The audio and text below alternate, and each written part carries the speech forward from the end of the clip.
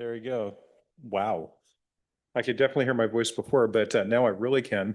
So good evening and welcome tonight to tonight's Monroe City Council meeting. This is a special business meeting for Tuesday, December 2nd, 2025. The time right now is 6:31 p.m. I'm going to go ahead and ask that our clerk, Wyckoff, please call the roll. Testing. Oh, it worked this time. Thank you. Council members present and establishing a quorum are council members Fulcher, Beaumont, Hanford, Walker, Fisher, and Scarborough. Not in chambers, but they were here. So Hanford, Fisher, Walker, and Fulcher. Correct. Thank you. In chambers. My apologies. Thank you. No worries. And we are aware that both council members Scarborough and Beaumont are somewhere on the premises. And as soon as they come into chambers, we will announce that for the record. Also, Councilmember Gamble contacted me and the city administrator last night, advised us that due to work, he'll be late this evening. So we will announce his presence when he arrives. It could be as late as about 8 p.m. if I remember correctly. All that being said, we're going to go ahead and move on to the next item on the agenda. That's a Pledge of Allegiance. I'm going to ask that Councilmember Fulcher please lead us in the pledge.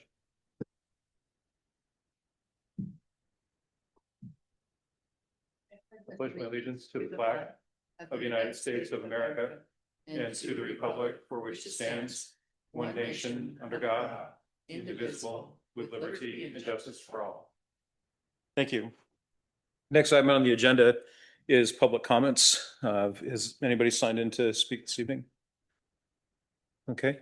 Is there anybody in the audience that would like to speak this evening? All right, I'll go ahead and forgo the script. We do have a need for a closed, I'm sorry, we're going to go into announcements and, public comments. Correct. Okay. We do have a need for a closed session this evening. What that means is that this is different than a regular executive session. We will be going into a meeting. We estimate that it's going to be about 10 minutes. I think that I will announce to the clerk, although I'm not required to, I will announce to the clerk if we do need to extend. Again, unlike other executive sessions, this is not a requirement. It's something I'm choosing to do just for the convenience of people who are waiting for us to come back in here. The meeting will continue when the closed session is over. And of course, there will be decisions to be made and everything following the closed session. There being no concern from the council members, and please let the record show that Councilmember Beaumont and Councilmember Scarborough have entered chambers. So there being no concerns about going to closed session, we'll go into closed session now. Time right now is 6:33 p.m. Thank you. The closed session has been extended 5 minutes.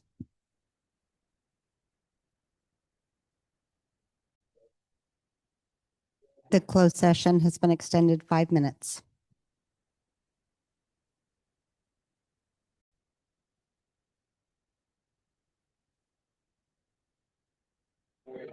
All right, we're back in session. Thank you, everybody. We're going to go ahead and move on to announcements and presentations. The first presentation is 5.1. This is open carry of firearms in city parks with Liam McCorkle. Good evening, Liam.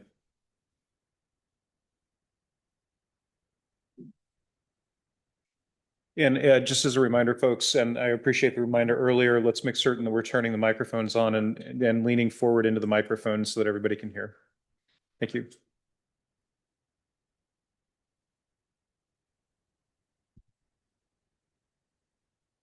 All right. Thank you, Mayor, and good evening, Council. My first presentation tonight is on open carry of firearms in city parks. Could you check your microphone, Mike? Mike, your name is Mike now, Liam. It's okay. I don't know if you need to increase it, but. Okay. I don't know if you recall, but on September 23rd, 2025, Council held a brief discussion and also passed a motion directing the mayor and staff to bring back a report and discussion on open carry of firearms in city parks. That is what this presentation here is tonight. Kind of to give the conclusion at the beginning of the presentation, pursuant to the revised Code of Washington, the state of Washington fully occupies and preempts the entire field of firearm regulation.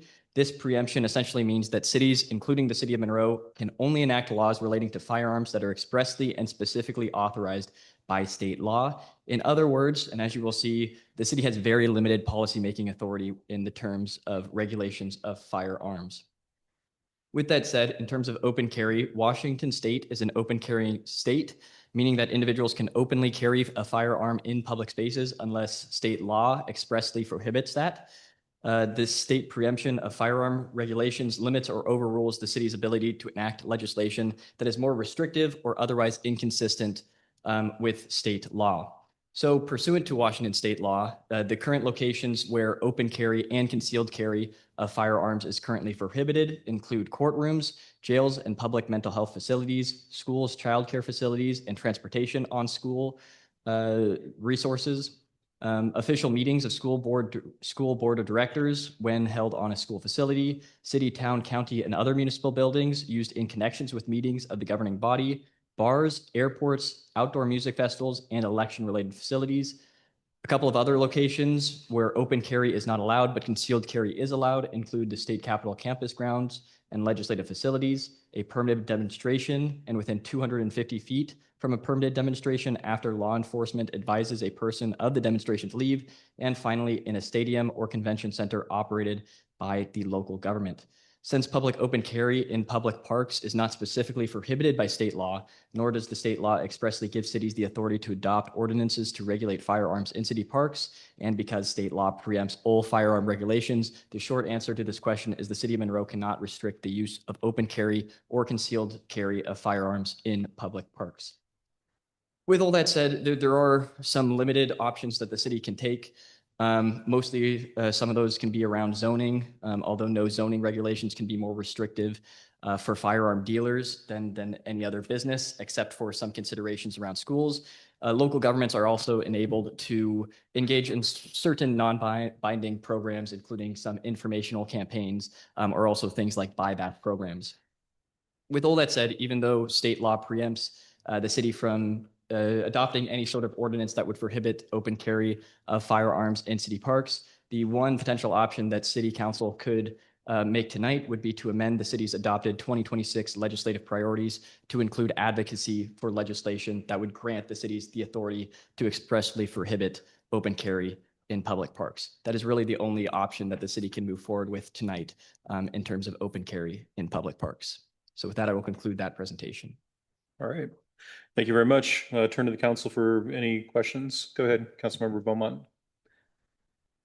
Thank you, Liam. I really appreciate all this information and you looking into this for us and coming back with what we can and can't do. Totally understand that the city cannot restrict the use of open carry or concealed carry in public parks. There was something in the agenda bill that made sense to me, and that would be to perhaps start a free public awareness campaign within our city. Maybe it could come from the Parks Department to educate the public about behavior in parks. For instance, displaying a firearm in a manner that suggests intent to intimidate or warrant alarm for the safety of another person, aiming a firearm toward a human being, willingly discharging a firearm in a public place where a person may be endangered.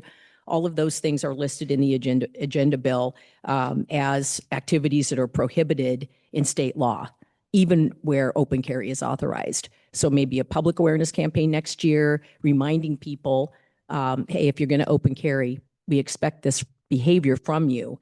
And then, of course, we could also throw in the buyback program information. And I think that that would be something that it doesn't cost any money, that would be a good reminder and would help. Thanks so much. Thank you. Councilmember Fisher. Thank you for bringing this up. This is kind of exactly where I wanted it to go when we were discussing. So thanks for doing all the digging around. I also did some digging around on it. And so I really appreciate you digging a little bit farther and bringing it back to us. I really appreciate it. Thank you. Thank you. Any other questions? Go ahead, Councilmember Fulcher. Thank you. I am currently the chair of the Legislative Affairs Committee, and I do not have a problem with us going ahead and adding that to our legislative priorities. I would like to hear from the other people on the Legislative Affairs Committee. Okay. Go ahead, Councilmember Hanford. Well, since you asked, I have zero interest in bringing this up for a priority. We have not, unless I'm not aware of some incidents that have occurred. I haven't heard of any incidents that have occurred. And so I appreciate the report. I appreciate the update.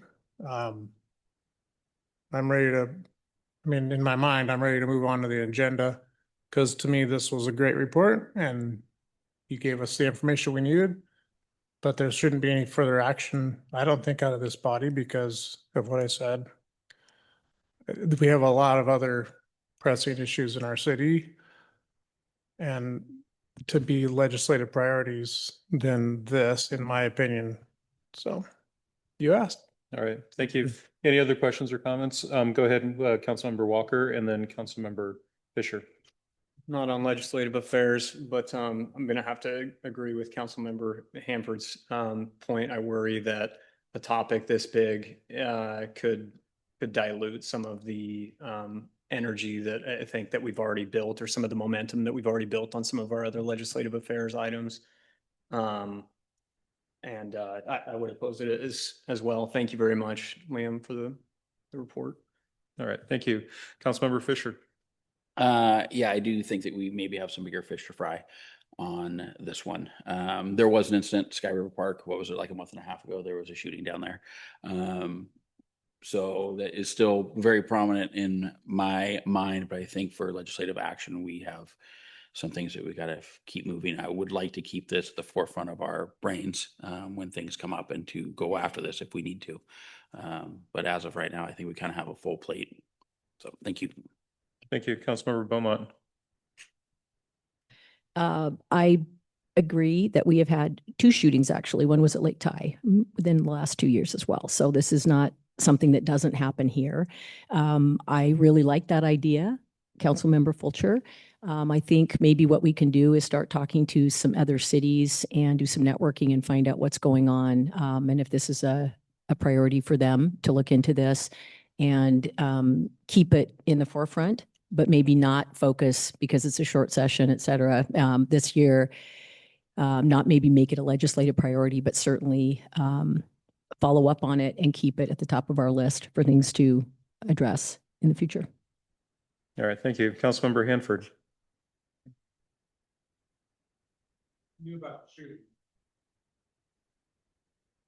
Sorry. I knew about the shootings. When I said it's nothing that I've heard an incident about, we're talking about the open carry of firearms. And so the shootings, in my mind, are completely separate from an open carry law because you can have shootings anywhere at any time. And so citizens can complain about the shootings that occurred, but we haven't, and I could be totally wrong, but we haven't heard of incidents where someone was open carrying in a threatening manner.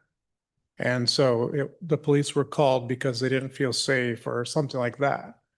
So to me, the shootings is totally separate from open carry. Thanks. Thank you. All right, any other questions? All right, so I'm understanding that we've delivered a report. Councilmember Beaumont made some suggestions for next year. I'll go ahead and let the incoming mayor and the council discuss whether or not those are things that are of interest for the council and the mayor and the staff to follow through with next year. And I'm understanding that there's not an interest in modifying the legislative agenda this evening. That's a majority based on what I've heard. Anything else for this? All right, thank you very much for the report, Liam. We're gonna go ahead and move on to the next one. And it looks like this is gonna be Liam again. This is 5.2 automated traffic safety cameras, equity analysis. Liam. Thank you.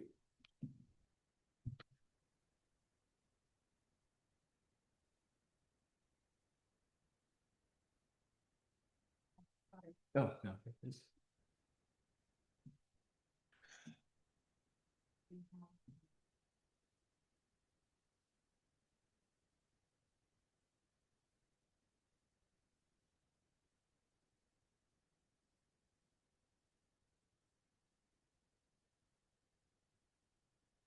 Beautiful. Thank you, Jody. So the second presentation for tonight is regarding the automated traffic safety camera program. Specifically, this is regarding the equity analysis, the equity and locational analysis that city staff conducted. I will note as a preface that no action is being requested tonight. we want to give council the opportunity to fully review all the materials that are contained within that report. And then also bring this back for more discussion, for potential discussion of next steps, as well as some additional information from staff on some of those fiscal impacts and potential timelines that we will bring back at the January 20th, 2026 City Council meeting. So there's already a second meeting for this scheduled. This is really just kind of the formal presentation of the results of that equity analysis portion. So that we can go to the next slide. So starting with just content, so you don't get lost as I'm going through this, we're going to start by going over things you have probably heard 3 or 4 times from me by now, starting with the background, then looking at what locations speed cameras are actually authorized to be placed, going into the components that are required from the analysis. We'll then dive into some of the results and overview of the speed analysis and equity analysis. We'll look at some revised fiscal estimates and some considerations. We'll review some camera placement considerations, and then finally we will end off with recommendations to consider and also next steps. Next slide, please. With that, I kind of lied. We're actually starting with next steps because I think it's good to frame where we are headed first before I go into the entire presentation. So as I mentioned, the next presentation is going to be on January 20th. We already have that scheduled. At that meeting, we will both present as staff a presentation of the potential timelines that City Council can consider, and also bring back some additional fiscal considerations, some of which we'll kind of touch on in this presentation today. And then that will also be the chance for Council to have further discussion and provide additional direction to Mayor and staff for next steps. The overall questions that we're going to be seeking from Council at that meeting are going to be, should the city continue to pursue a speed camera safety program? And 2, if so, what locations should the city install speed camera enforcement speed enforcement cameras? And if we're focusing on school zones, should those school zones be active only during school times, or should they be active 24/7? Next slide, please.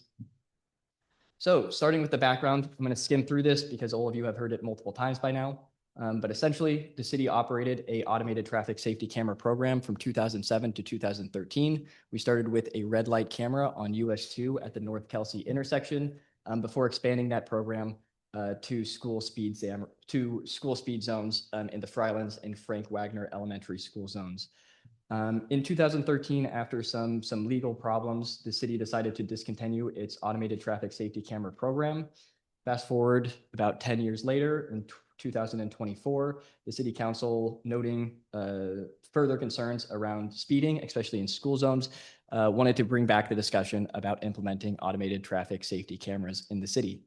That led way to the passage of Ordinance 007/2024, which repealed Ordinance 006/2012, which was also in response to some of the legal challenges that were happening at the time, that was requiring a advisory vote that goes out to the public on any potential change in the use of automated traffic safety cameras. Ordinance 007/2024 repealed that.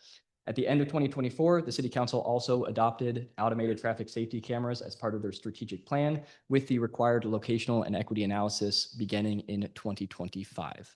Next slide, please.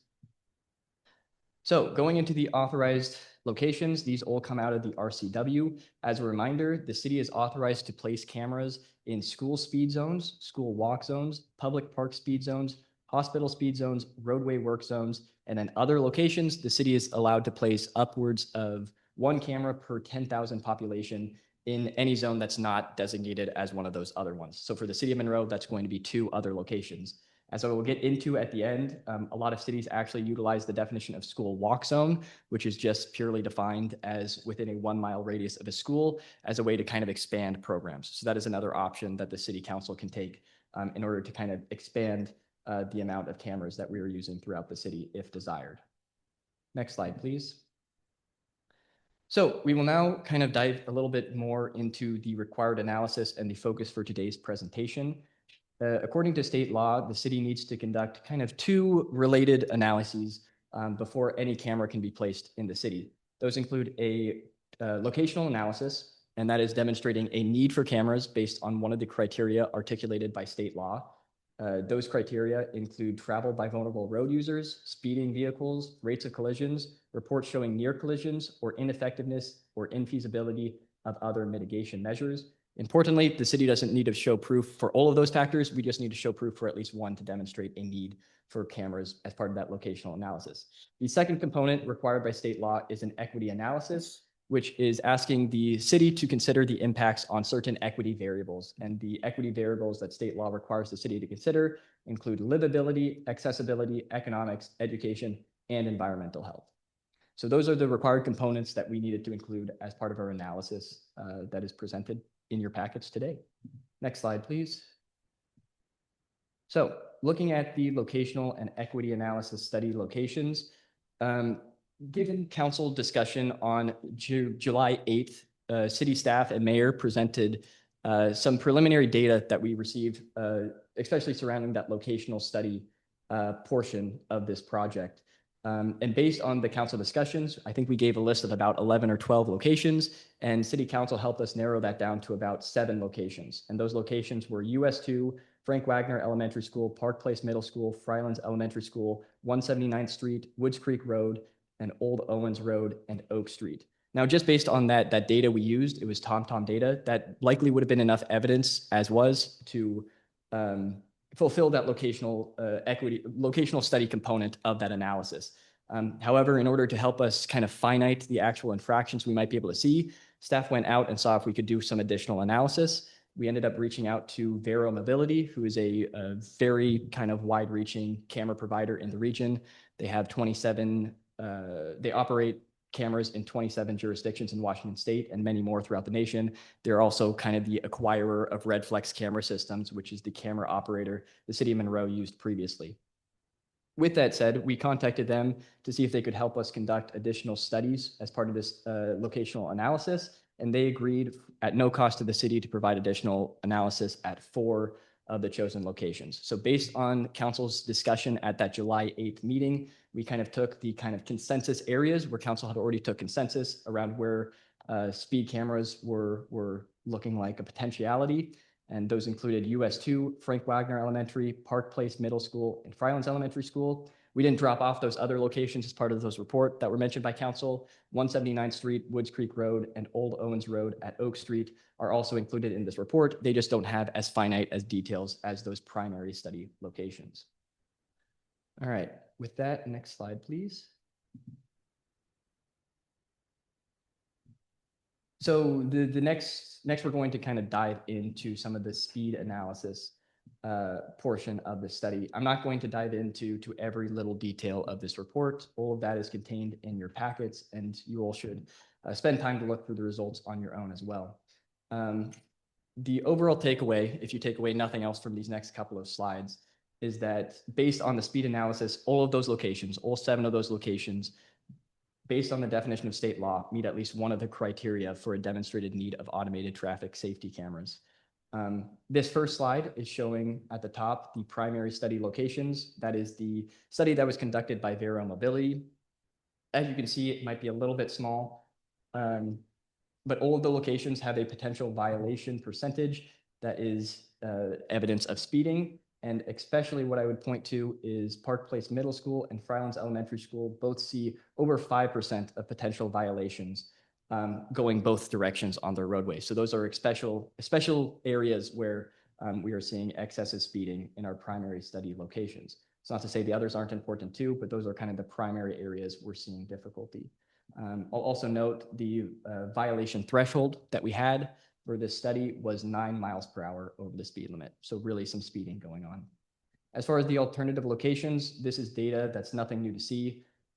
It was part of the TomTom data that you all received at the July 8th City Council meeting as well. But even there, we see in the 85th percentile, especially in 179th Avenue, north of 154th Street, Old Owens Road, and Woods Creek Road, we are all seeing that 85th percentile have speeds of between 10 to 15 miles per hour over the speed limit. So just based on this kind of speed part of this alone, we see a demonstrated need for speed cameras in all of the surveyed locations. Next slide, please. So these next couple of slides just go ahead, over. Councilmember Scarborough. You go back there. Okay, down here, when you say 10 to 15 over on Old Owen Road and Oak Street, is that going out of town? or coming into town? That's just on the roadway in general. Okay, Woods Creek Road. And I presume it's past Oak Street. What I'm getting at here is I'm seeing a lot, there's no sidewalks out there on any of these roads. And people are accelerating on the way out of town. So are we using that as a criteria for okaying RV or desire or request to have cameras there? Well, that is certainly part of the consideration, especially with those alternative locations, since we didn't have the opportunity to do that more in-depth sort of analysis. There's not a substantial differentiation that we were able to find between going one direction versus the other. So yes, to your point, it's counting both. Okay. My point is, not sure how genuine the information we're gonna glean in areas where people are accelerating on the way out in Old Owen Road, or accelerating out Woods Creek, past places where kids aren't walking in. So it won't be up to me. Again, I'm pointing that out, that if we want to have a reason that holds up, we need to think about the criteria we're using to say, we gotta have cameras out there. Why? We can sidewalk. Nobody walks out Old Owen Road except, well, some people. We just like the kids get off the bus and have to walk to Calhoun and Rivermont and the cemetery to get home because the bus takes them. So just know that, and I say that more maybe to the city council, at least my colleagues. When you get into this, make sure that the criteria that you're going from holds water, if you will. Thank you, Councilmember. Oh, it's okay. We can hear you. Before Liam continues, does anybody else have any questions at this time? All right, Liam, please continue. Thank you. Next slide, please. So the next 3 slides are all things that council saw before. These were all presented at the July 8th City Council meeting. This first graph or first map is showing that TomTom data, that 85th percentile speeding locations. Next slide, please. The next one is showing speed complaints based on Comcade cases. You can see somewhat of a cluster around, especially Park Place Middle School, a little bit on Frylands, a couple around, or some density around Frank Wagner Elementary School as well. Next slide, please. And then finally, this comes straight out of our comprehensive plan, or the transportation element of our comprehensive plan. And this is showing crash data. And in just about every location where we are studying, there is a history of a crash risk that was demonstrated between 2018 and 2022. So that meets another criteria of the state law for demonstrating a need of traffic cameras. Also, a third criteria that is demonstrated by all those school zones, so that includes Frank Wagner, Park Place, and Frylands Elementary School, is we can prove travel by vulnerable road users. Those are children who are either biking or walking to school. So for the school zones, we see at least 3 of those criteria being met. In the non-school zones, we're seeing at least 2 of those criteria being met. So that is the key kind of takeaway from the locational analysis of this. And the report goes into a little bit more detail, but that is the overall takeaway from the locational analysis report. Next slide, please. As far as the equity analysis, I want to start by going over some demographics, and I'm not going to go into all of these demographics. The key idea that staff undertook here was we separated out potential impacts to equity to be both residential, so those who are living in the community and who are most likely to be impacted on a daily basis by those speed cameras that would be placed in and around their communities, and also the actual commuters, so the people who are actually traveling through those roads. What is the impact on those commuters? This first set of demographics, which are, once again, it's interesting to look at, I'm not going to go into every single detail, is focused on those residential impacts. So if you look at the key over on the left-hand side, what this is essentially saying is it's separated by census tract. And it's saying if you put a camera in the Frylands, that is most likely to affect census tract 522.04. You can then go track census tract 522.04, and you can track what the basic demographics of that location is. a lot of discussion and considerations to be had around this kind of data. The one I would direct potentially your attention to is if you look at census tracts 522.04 and 522.10, those have lower medium incomes than the rest of the city of Monroe, which essentially, if you extrapolate that, if you place a camera in those locations, so that would include locations like Frank Wagner, Park Place, US 2, and 179th Place, you are potentially risking putting a disproportionate impact on lower income communities as compared to elsewhere in the city of Monroe.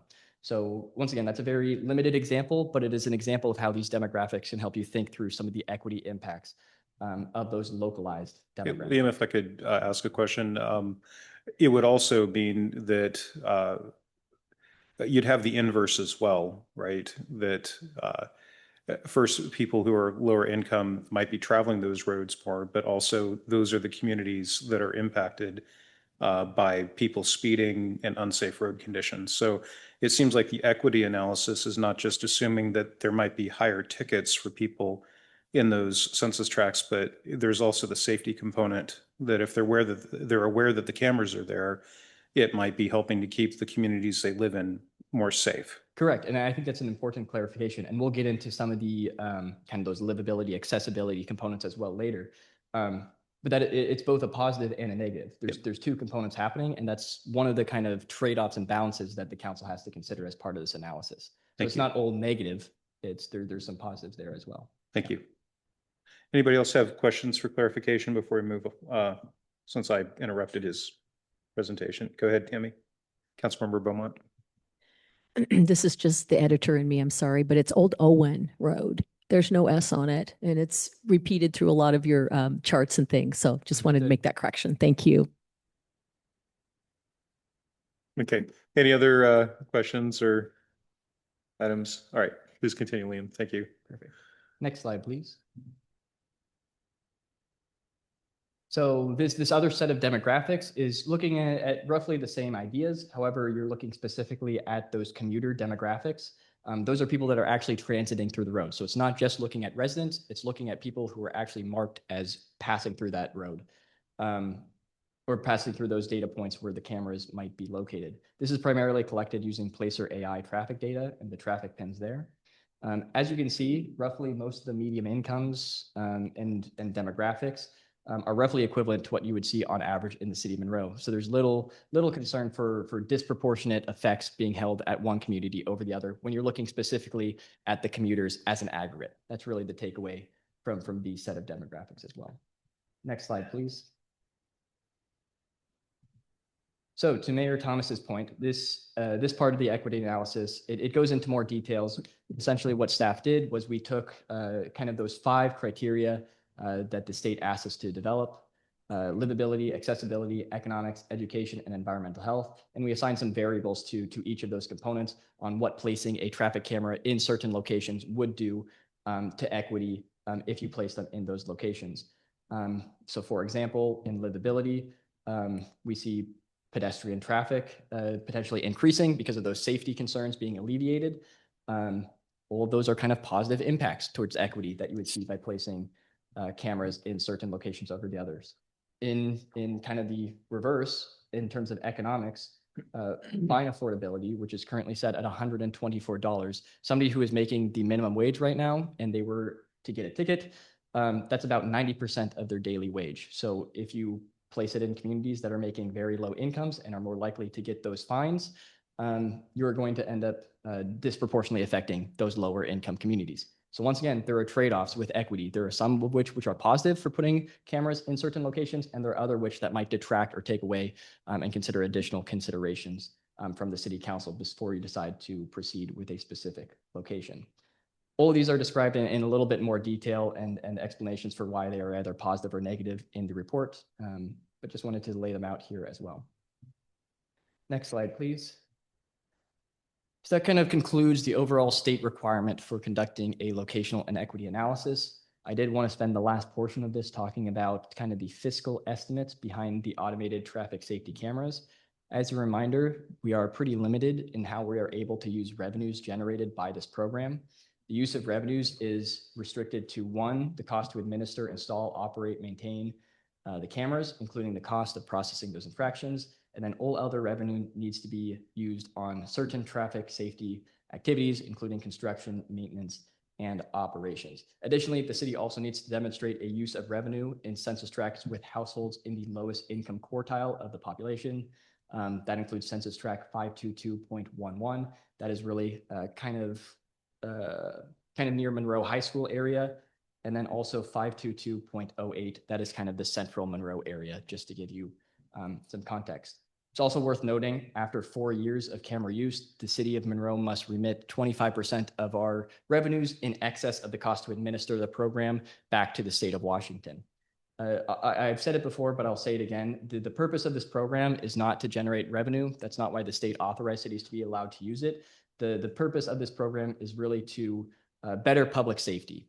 And one of the ways it does that is by allowing the city to generate revenue, to reinvest back in capital infrastructure, to improve the feasibility of reducing traffic speeds without the use of cameras. So traffic cameras were never meant to be a long-term solution to problems. They were meant as a tool to help mitigate some of the immediate effects while investing in long-term community resiliency around traffic safety activities. So that's just the preface I wanted to say before we go into kind of those revenue estimates. Next slide, please. So I'm not going to go line by line, but these are the net revenue estimates by each location. We separated them into both low and high estimates. Essentially, staff took the study from Vero Mobility for those primary locations, and we assumed a decrease in the sheer fact that traffic cameras would decrease vehicle speeds for enforcement, and we pushed that out over a full year-long period to give us the estimated net revenue impacts per camera locations. The lower estimates are obviously assuming that the cameras are highly effective and immediately drop kind of speeding that we see in those locations, whereas the high estimates see that they would be effective, but not as effective as they could be. The key takeaway that I would say here is every location that we are studied has the chance to have net positive revenues, which means it has the potential to pay for itself. The important caveat to that we will get into in a second, and especially more on our January 20th meeting, is that these net revenues are not accounting for some of the potential costs relating to the hiring of new staff or additional use of staff time.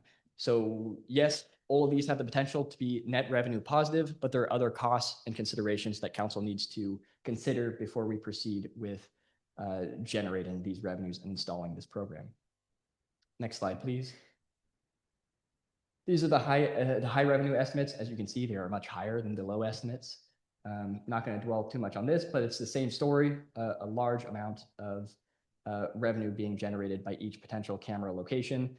Likely, the purpose of this program, once again, is to reduce vehicle speeding. We might start out seeing revenues closer to the high estimates, and then over time, as this program matures, we would see them drop lower to the lower estimates and potentially even lower than the lower estimates.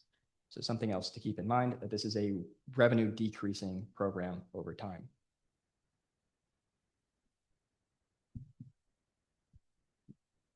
I'm sorry, Councilmember Walker, go ahead. Wonderful. I was looking at the matrix. You're good. The estimated net revenue, that is the estimate for that year, right? It's not the sum over 4 years. Yes, it is a for that year. You're correct. Awesome. Any other questions on the chart that was mesmerizing me? All right. All right, great. All of that is also contained in your agenda bill, so you are free to look back at that at a later time. Next slide, please. Oh, you got it. So there are other fiscal considerations, like I mentioned, that are not factored into that kind of net revenue consideration. Those include court costs. So currently, as we've discussed previously, the addition of any sort of automated traffic safety camera program would require an additional court clerk at about 40 hours per week. And currently we estimate about 8 hours for an additional court day. That doesn't necessarily have to be the judge. It can also be a judge pro tem or a hearing examiner, but either way, there are going to be additional expenses required for some sort of judicial officer. There are also review costs that go into it for processing infractions. Based on the current estimates that we are seeing, we would estimate about 160 to 260 infractions per day if we just focused on those school zones during the school hours. And to give a kind of an estimate of staff time that would be spent processing those infractions. That's about 1 hour of staff time to review 100 infractions. So that's between 2 and 3 hours a day that would be spent if we just focused on school zones during school hours. There are also startup costs that we have to consider. These include things like signage installation and also a warning period. Many programs start out with initial warning period of 1 to 2 months, where you are incurring expenses, but you are not actually generating any revenue, and you're issuing infractions in the form of warnings rather than monetary penalties as kind of a public engagement and public noticing effort. And then there are other considerations as well. Staff time on annual and mandatory reporting and evaluation. Those things take time, and they take staff energy and potentially resources as well. So all things to keep in mind. We'll come back with more details on all of these at the January 20th meeting, but it's something to consider before we proceed with implementing an automated traffic safety camera program. All right, next slide, please. Shifting a little bit away from the fiscal side of things, there are a couple of considerations for the camera placements themselves. Some of these might be self-explanatory. The first of which is the number of cameras the city is allowed to implement. Outside of school zones, school walk zones, park zones, and hospital zones, the city is authorized to implement 2 speed cameras throughout the city. As I mentioned near the beginning of the presentation, many cities have utilized the definition of school walk zones to either expand their camera programs by implementing more cameras beyond those kind of immediate safety zones, or authorize the use of what would traditionally be school zone cameras to operate in a 24/7 format rather than just during those school hours. So that is another avenue that the city can consider. Looking at the competing variables, that is really just a nudge to take a look at the equity and locational analysis. All of those locations show a demonstrated need according to state law, but not all of them do so in a similar or comparable fashion. Some show a more demonstrated need than other locations, and that is something that the city will have to consider before they decide on final camera placement locations. All these variables, not just the locational analysis portions and variables, but also the equity portions should be reviewed holistically before the city council decides to proceed with a final camera placement. As we mentioned, there is a fiscal impact, although the final program might generate net revenue for the city. The city is currently facing budgetary pressure, and there are startup costs to the program that the city has to account for. All of those things make it very important that the city plans out the kind of kickstarting of this program very carefully, so we don't run into fiscal constraints as we're trying to jumpstart the program. And then finally, there's additional work. These are things that have been discussed before. If we do decide to implement safety cameras in some of those safety zones, we do have to formally establish school zones or school walk zones. In terms of the highway, state law requires us to notify the Department of Transportation before we implement speed cameras. That has the potential to receive some pushback from the Department of Transportation and potentially extend that timeline. And then finally, currently, the municipal code of Monroe only authorizes use for speed cameras in school zones. So if the city council wants to consider looking at cameras outside of those locations or operating them outside of school times, we will have to look at editing our municipal code. So those are some variables to consider for camera placement. Next slide, please. So as a reminder, we are not looking for any, we're not necessarily looking for any discussion or direction from council at tonight's meeting. We want to give you more time to digest this, but mayor and staff do want to leave with a couple of recommendations to consider before proceeding and for additional consideration on January 20th. The first of which is to consider delaying the consideration of automated traffic safety camera program until the summer of 2026. The why behind that, as we will presumably discuss more tonight, the city is potentially going into 2026 with a very low contingency. And that means we will have very limited fiscal flexibility in 2026. None of that is to mention we don't have any dedicated revenue for the program startup. That's things like hiring new staff and also installing some of those required signage requirements. With that said, we have very little flexibility to be able to really kickstart this program, even if at the end result, the program is going to end up being net positive. So the recommendation here is asking the council to plan to consider speed camera installation in the summer of 2026 to allow both the council, staff, and mayor to kind of take a step back and look at how the fiscal situation is unfolding in 2026 to see if it is something we can plan for in the future while being kind of fiscally responsible with how we are going about implementing this program. The second recommendation to consider is to implement automated traffic speed cameras in a phased approach. The why behind that, we can do as many studies and analyses and comparisons with other cities as we want to do, but until we actually put a speed camera in place, there's always going to be uncertainty around the true infractions that we're going to be seeing in those locations. If our current estimates are a drastic estimation, we do risk overwhelming city resources, including the court, police department, potentially public works.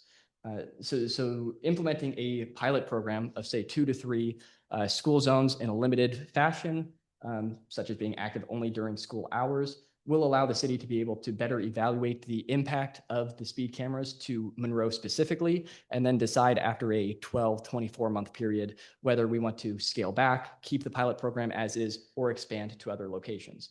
So both of these recommendations are things that can be discussed further. They don't have to be discussed necessarily tonight, but it is something I did want to bring up to the council as potential recommendations to ensure that we are planning out this program carefully and responsibly moving into the future. Next slide, please. And I will conclude where I started, looking at next steps. Our next presentation and discussion is already scheduled for January 20th. There we will bring back more worked out potential timelines for what implementation could look like. We will also bring back kind of a presentation going into more detail of those additional fiscal considerations that we mentioned. And that will also be the opportunity for council to discuss further where you want to proceed with this program and provide direction to mayor and city staff. And we will be looking at answering those 2 questions. With that, I know it is a lot. That is part of the reason why we delayed a second presentation until January 20th, is to give council the opportunity to review and thoroughly think through this program. But with that, I will conclude my presentation. All right, thank you very much. So just turning to the council, again, you're going to have a chance to review the material again a few times. Next one will be the 20th. I guess I'd recommend that if you have any questions right now for clarification of the materials submitted, it might be a good time to ask those questions. Not looking for any final decisions tonight. And again, you'll have an opportunity to ask additional clarifying questions or other questions at the next meeting is on the 20th as well. So anything from the council this evening? Go ahead, Councilmember Fulcher, and then Councilmember Walker. Thank you, Liam.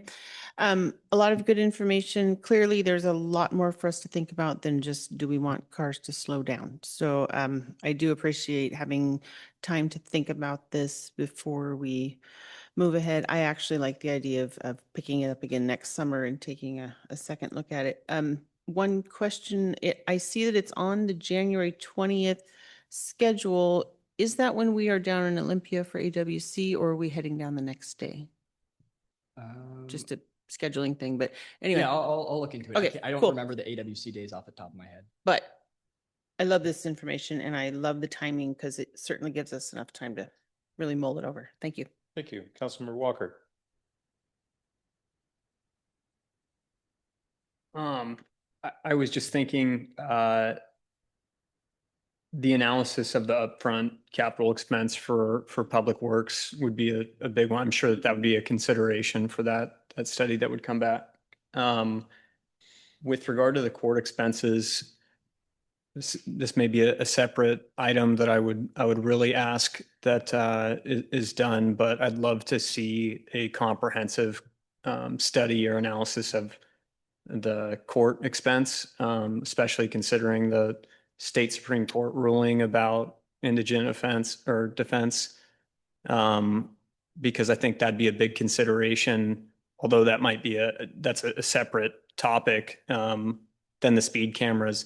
That might be a consideration when we're looking holistically at the way that the court expenses is going to potentially increase in size. The other thing, I just expressing some of my opinions. Initially, when we brought up the topic of speed zone cameras, my personal take at the time was that in order to still kind of honor some of the previous conversations in the city about cameras. I felt like putting them in school zones only was going to be a middle ground between satisfying the concerns of the citizens and the data clearly demonstrating that there is a lot of speeding going on. And so I continue to still only support having the cameras in the school zones and potentially the hospital zone at this time. Personally more in favor of doing it 24/7 in those zones. So I know it looks like that would require a code update. But after 4 o'clock in the Frylands or after 4 o'clock in the Frank Wagner area is still very much active with pedestrian traffic. But if we didn't go to 24/7, anything after 4, it doesn't look like would be covered. So yeah, thank you as always for getting so deep into these things, and I'm looking forward to discussing it again next year. All right, thank you. Any other questions or comments from the council? All right, thank you very much, Liam. All right, next item on the agenda is a consent agenda. I understand that Councilmember Walker is pulling both items from the consent agenda. Is that correct? Okay, thank you.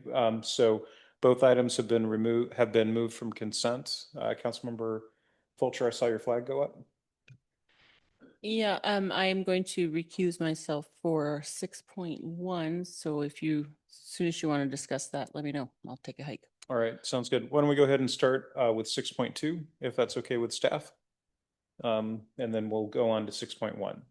So is there somebody here that can provide that would be you, a brief summary of 6.2, and then we will go into discussion like we normally would for a regular action item. Certainly, certainly, Mayor, thank you. The issue that is in front of council this evening is to sign an exclusive sale agreement for the North Kelsey properties with Lee and Associates. The city did an RFP process to select Lee and Associates back in, I believe it was 2018. And we have continued with them as we have worked with Lowe's to renegotiate the covenants, conditions, and restrictions, the CCNRs. So that is the issue that is in front of City Council this evening, and I am happy to answer any questions that council might have. All right, thank you. Councilmember Walker, I'm going to assume your flag's up for this one. Thank you. Thank you. I appreciate the work that the Realty Group has done so far, but I think I would like to see an RFP at some point next year, maybe early next year, to ascertain or get a sense of the competitiveness of other offers, whether that be the commission rate or the marketing ability. Being that it's been 7 years, I think it just might be good stewardship to make sure that we're still getting the best deal. So I would be interested in hearing if anyone else would be interested in putting that out for an RFP sometime early next year. Councilmember Beaumont, you've got the floor. I concur. I think that that's a really good idea, considering it's been several years. I just wonder what the staff time and cost would be in putting something like that together. Deborah, would you have a potential response for that question? I do. I don't think it will be a significant amount of effort to put together the RFP itself. Typically, it would, be 3 to 4 weeks to create the RFP, a couple of weeks to post it, advertise it, and then several weeks to review proposals and then make an award. I would note that this particular contract, the way it's written, is that once we're under contract with Lee and Associates, that contract is in place for 12 months. So if we do go through an RFP process, I would recommend that happen in the third quarter, in time for council then to know what that contract looks like and going into 2027. Okay, thank you very much. I still think it's a really great idea if it's feasible. And there are others out there that, as Councilmember Walker was saying, might have a more robust approach, newer approach. And the 5% seems very reasonable to me, but I just think it warrants a second look. Thank you. All right, thank you. So the council has before you this evening the option to authorize this, and then you can certainly do an RFP at the end of, in the third quarter of next year. Or you can provide other direction or wait until the next meeting. Councilmember Hanford? Thank you, Mayor. Yeah, I concur with Councilmember Walker and Beaumont. I'll vote in favor of, and so I'll make the motion. I authorize the mayor to sign the exclusive sale agreement, sale of land, 2025-096 with Lee and Associates Commercial Real Estate Services and West Coast Commercial Realty to act as a listing agent for the properties commonly known as North Kelsey. I have a motion from Councilmember Hanford, a second from Councilmember Walker for the requested action identified as 6.2 and shown under the consent agenda as shown on the screen. Any discussion on the motion? Councilmember Fisher, go ahead. Point of order, Mayor, if I still had the floor. Yes, go ahead. So this would then give them 8 months, right, to hopefully make some progress. And then we'll know if we need to do the RFP or not. Thank you. Good. Thank you. Councilmember Fisher, go ahead. Yeah, thanks for bringing this up.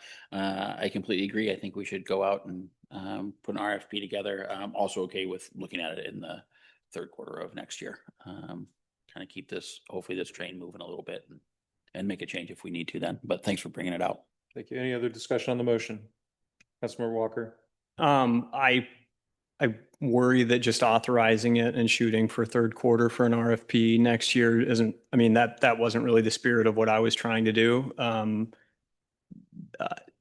Administrator Knight, the amount of time that we would need to give them for a termination if we renewed this contract and if we were to find someone in I don't know, Q2 or Q3 next year, the soonest we could terminate without breach of contract would be the expiration of the current contract. December 31st, correct, because under Section 8 of the contract termination, it only allows for 3 options there, and it doesn't allow just at the option of the city, kind of consistent with our contract templates. So this contract is different than our normal contract template. Okay, gotcha. So I guess that I don't know if it would take a second motion or if it's, okay. What you would do is you'd move forward with the motion that currently exists. The motion you'd come up with would be contrary to the current one, but it's not an amendment. If the current one fails, then you can make a motion to provide direction to mayor and staff to do an RFP if that's what you're leaning toward. Okay, I'm going to vote against this motion then. I'm going to do another motion after this with that amendment in mind or with a new language in mind. All right, thank you. Any other discussion on the motion that's currently on the floor? Seeing none, I'll call for the question. All in favor? All opposed? Aye. Okay, who are the two that voted against? Okay, motion passes 4-2 with council members Walker and Beaumont voting against. All right, thank you. We're going to go ahead and move on to the next item on the agenda. That'll be requested action number 6.1. Councilmember Fulcher already mentioned that she would be out of the chambers for this, and therefore, when this item is finished, somebody will go back and get her from the back. And I'll go ahead and ask that Kevin Teague, please go ahead and provide a brief summary of this one. Go ahead. Thank you, Mr. Mayor, and thank you, Council. For the record, Kevin Teague, Director of Parks and Recreation. What's before you this evening is a renewal of our concessionaire contract, providing concession services at Lake Ty Park and Sky River Park. This contract was initially initiated in 2020, and the contract gives the option to extend on a yearly basis if both the city and the vendor are in favor. So I know that there was public comment on this, and I will just tell you from a staff standpoint, that was surprising. We had not heard those issues be raised prior to today. And our feeling from a staff standpoint has been that the contract has worked well for us. Also recognize if council would like us to do an RFP for a new vendor, we have time to do that. And we could do that for, we'd like to have someone in place in the spring. And there's time to do that. The one issue is that these kind of contracts, there's not a lot of competition for them, and it's actually difficult to find people that do this kind of concessionaire. But absolutely, and that was the reason that we were in favor of moving forward with something that, from our standpoint, was working well. So with that, I'll turn it back to you, Mayor. All right, thank you very much, Director Teague. So I'm going to go ahead and turn to Councilmember Walker since he pulled this item. And Councilmember Scarborough, you're next. Thank you. Thank you. Just in the same spirit as the LC broker contract, I was just thinking, I've had multiple people in the last few years approach me to ask how they can bid to try to be a part of the concessions at the different parks in the city. And I had thought that it was an RFP process, but it looks like this has just been on a renewal basis. I've appreciated the services of Mr. Fulcher and frequent the stands when there are events there.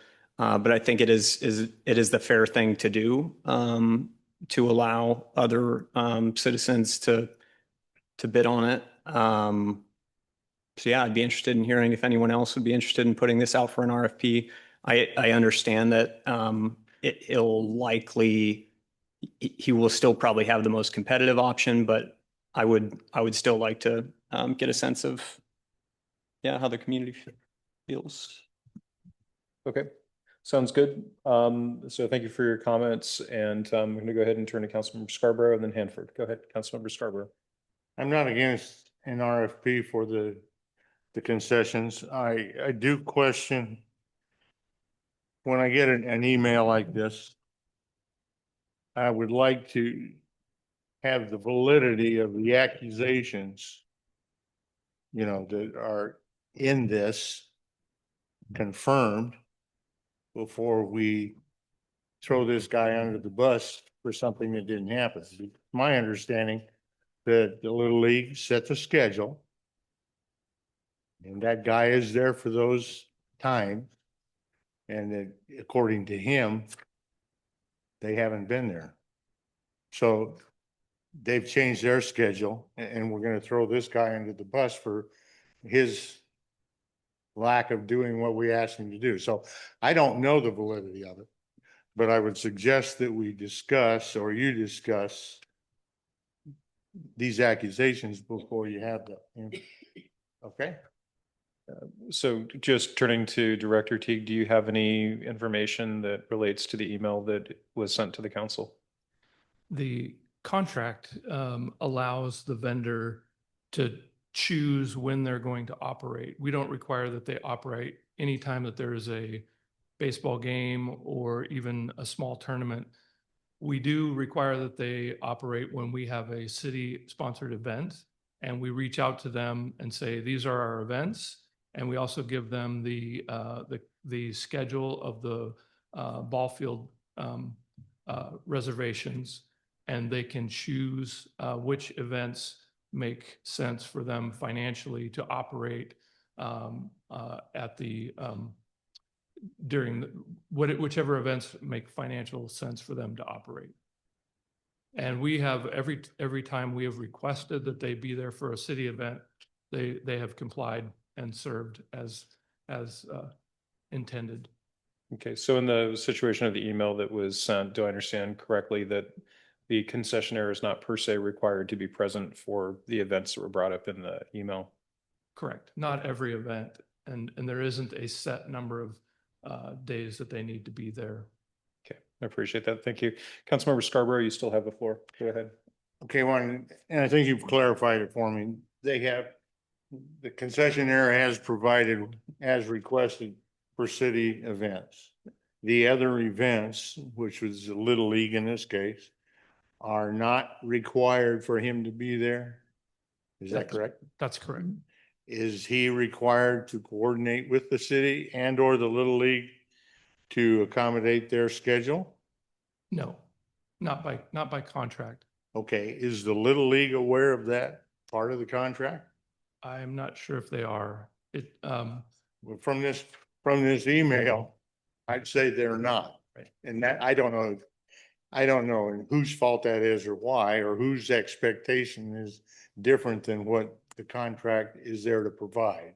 So in our discussion with staff today about this, as I mentioned, this was a surprise to them. Our staff that handles field rentals talks to this person multiple times during the week, during Little League season. And this was never brought up. And had we known that the Little League wanted to have the vendor there, we have the option to allow the Little League to, through our process, bring in a food truck. If they felt strongly that they needed to have food service there, we would have allowed them to bring in their own food truck. But it wasn't information that we had, so we didn't act on that. Okay, it sounds like a communication problem. So that's all I've got. Thank you. Yeah, I think that if it's not on our rental agreements, maybe it's good just to provide notice that concessionaires are not available. You're able to bring your own person or something like that, just some sort of disclaimer. The other option, of course, would be that the city, either under the executive branch's direction or requested by the council, could certainly make some amendments into an RFP where, you try to have people present for certain levels of events or something. But yeah, to Councilmember Scarborough's point, it sounds like a just communication matter there. But I think I had Councilmember Hanford with his hand up. Councilmember Hanford, go ahead. Thank you, Mayor. Councilmember Scarborough is on a roll tonight because those are all the questions that I had. Thank you. Yes. In the third paragraph down or the second paragraph down under the description background, the last line says, Mr. Fulch proposes blah, blah, blah, and other food and drink items for scheduled athletic and community events. So when I read that as if there's a scheduled athletic or community event, he's going to be providing the goods and services. So maybe we do need to clarify that it says all, but then for all scheduled events. But then my question is, who's coordinating all this? And I know you're only a couple months in, right? But like, I'm just trying to think, if I'm Mr. Vulture, like, who's telling me this schedule? And I don't know. Our staff sends him the schedule at the beginning of every month, and we update it weekly so that he has that available. We don't require him to be there at all scheduled athletic events, mainly because sometimes there may be only one or two field users, and having, if your hot dog sales is 1 per hour, it just doesn't make a lot of sense, and we understand that. So just trying to work together on that aspect. So, and so far we've only talked about Little League, right? So we know that there's football practices and all sorts of use on the artificial fields, let alone the other fields. So, I mean, as much as I'd love to try and nail down this and say, yeah, all events need to have the food service available, I think with so much going on at both parks, it's kind of hard to expect that from anyone. Because I'm sure, I mean, are you aware of all the different practices and things that go on at the fields? So we can't even like communicate to them clearly, right? Like, these are the dates.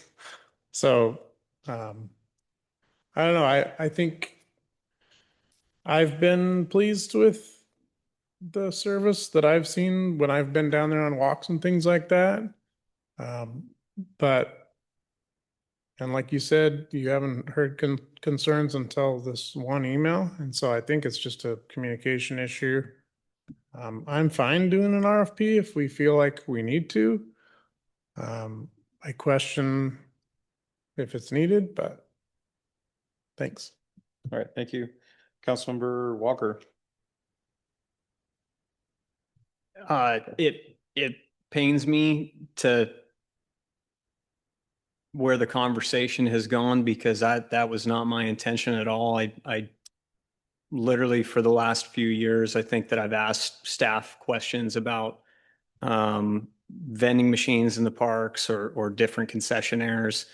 And again, I've had residents ask me when they can apply for this thing. So that's the reason I brought it up. It's not because of the email. That had nothing to do with it. I think that he's an honorable man. It's been an honorable business that has been ran. They have fair prices. I've appreciated it, and I'll continue to appreciate the business that he runs. Again, that wasn't my idea at all. Yeah, my point for the RFP that I'd be advocating for is just that it gives other people a fair shot. The person with public comment, for example, if you have a problem with the services, put a bid in and show us that it's easier than yeah. I mean no disrespect. I just want to be clear about that did not play a part in my reasoning. Thank you, Councilmember Walker. Councilmember Beaumont. So I also think that Mr. Fulcher's been doing a great job, and it's not so much about that. It's just, it's been 5 years and we have not had an RFP. This is anytime someone's asking, hey, I'd like to get in on that, we should give them that opportunity. Has nothing to do with the quality of the concessionaire.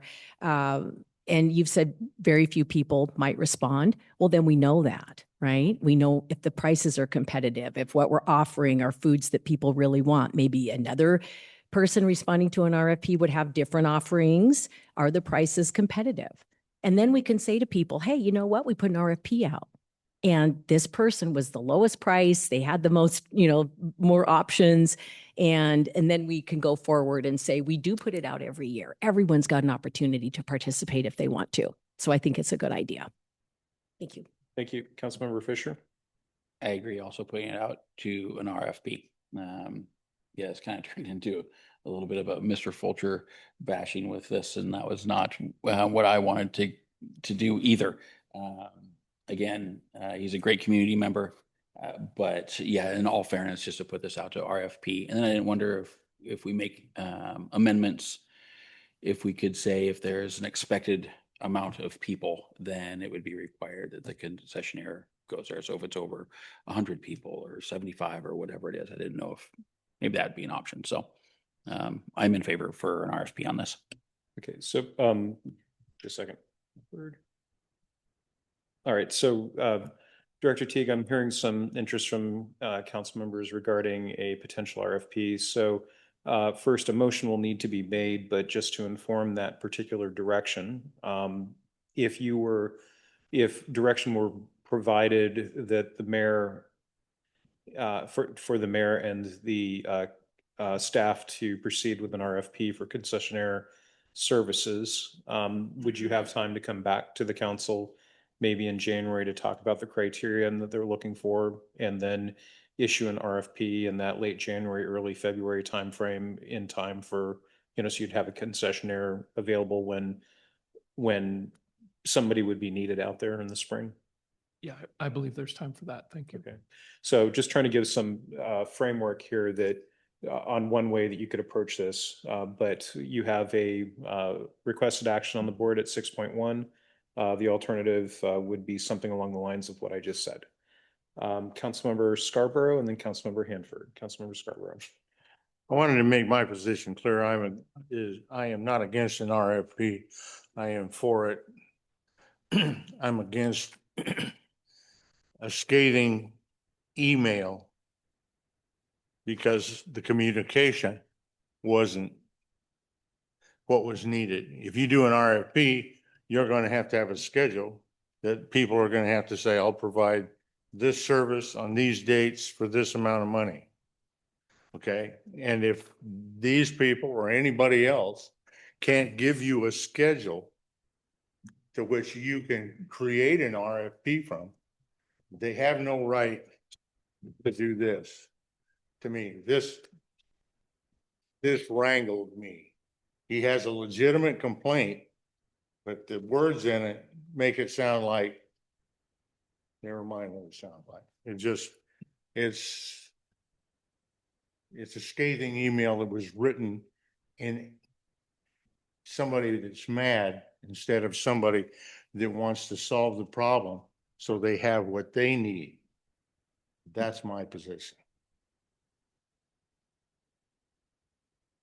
Thank you very much. Councilmember Hanford. Thank you, Mayor, and thank you for the clarification. And Councilor Walker, I apologize because in our discussion, I forgot that you had just mentioned that you had people saying that they wanted to do that. So I'm in full support of a RFP. So I'll move to. I have language that. Wow, the words are appearing as I speak. Yep. Is So it text what to speech or what? So just Move again, to provide. Kevin, what I've done is I've sent some suggested language via Teams to Jody that she can copy and paste if she thinks it looks good or wants to move forward. Sure.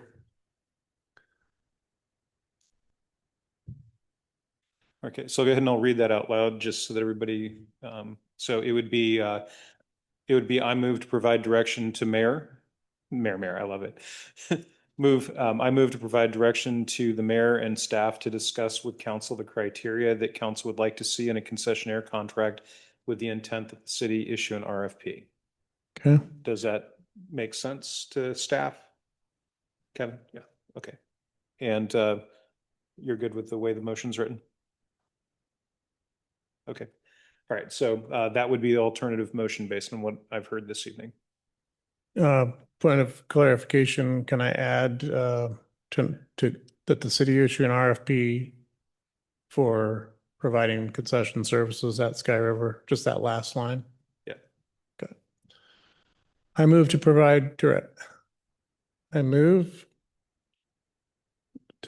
direction to mayor and staff to discuss with council the criteria that council would like to see in a concessionaire contract with the intent that the city issue an RFP for concession services at Sky River and Lake Ty Parks.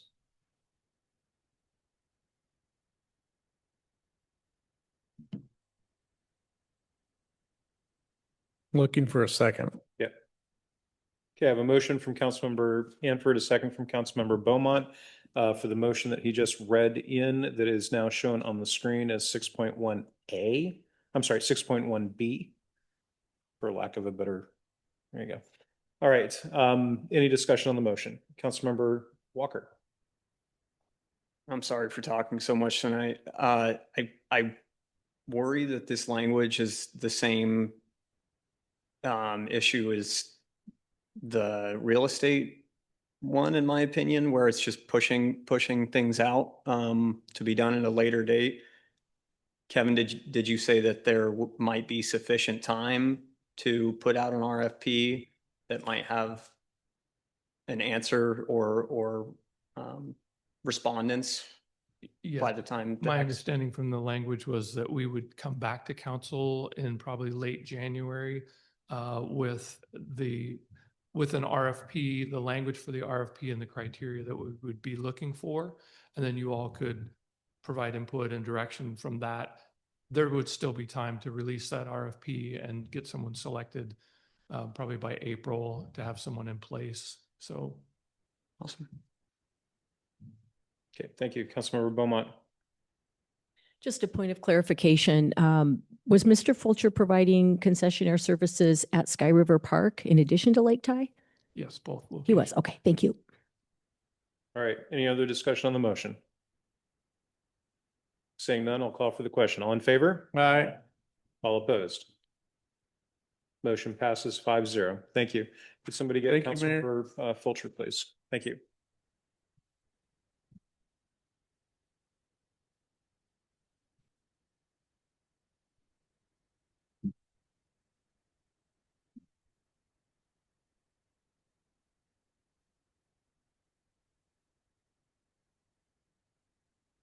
All right, please let the record show that Councilmember Fulcher is back in chambers, and we're going to go ahead and move on to 7.1, ordinance number 026-2025, interim R7 zoning amendments adoption with Anita Marrero. Thank you. Good evening, Mayor, council members.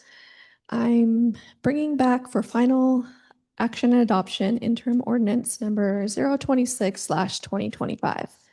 This interim ordinance allows townhomes in the R7 zoning district together with associated development regulations.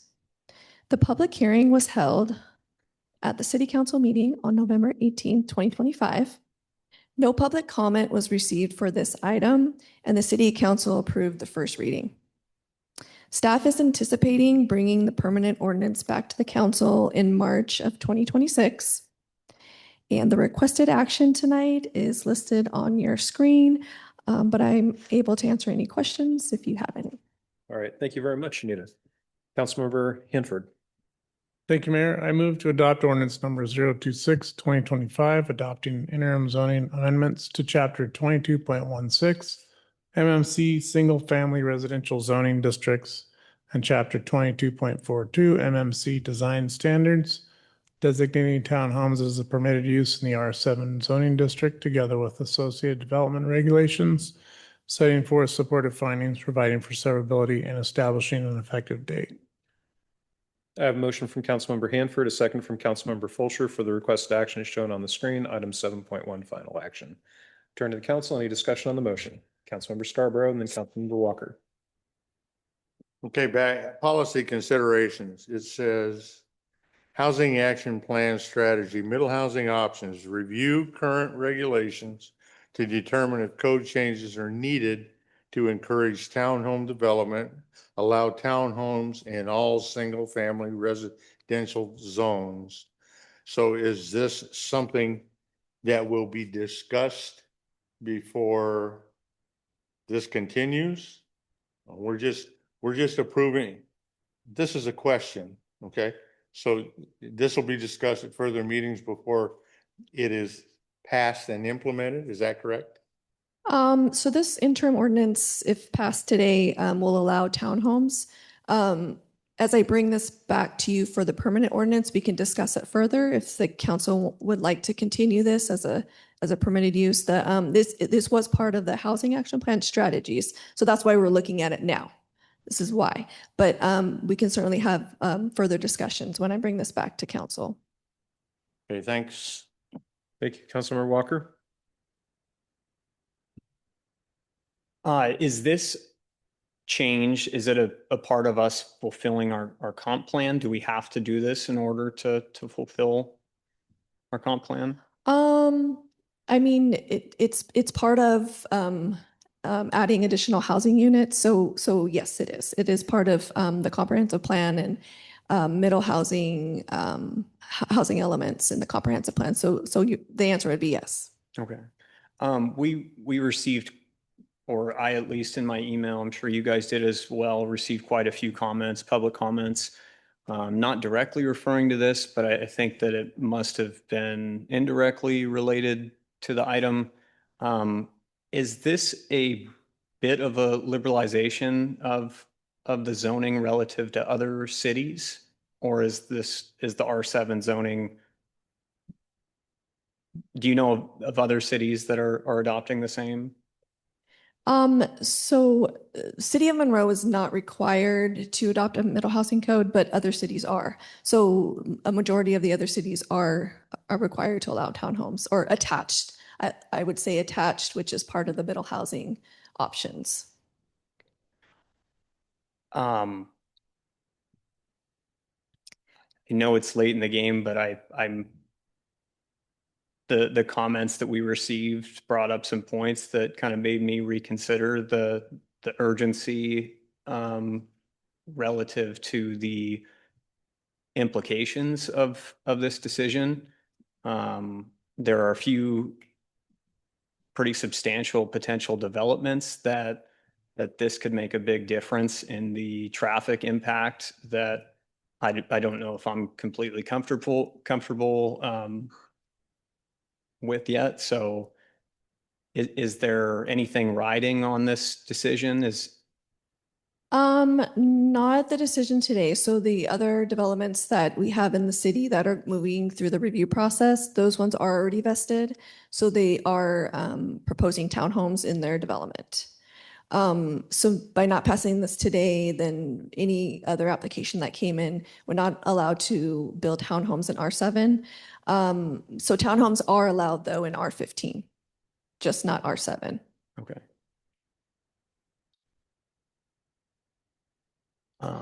And Does just to, anyone- I'm sorry, just one other point. So this is an interim ordinance which will expire 6 months if it's after adoption date.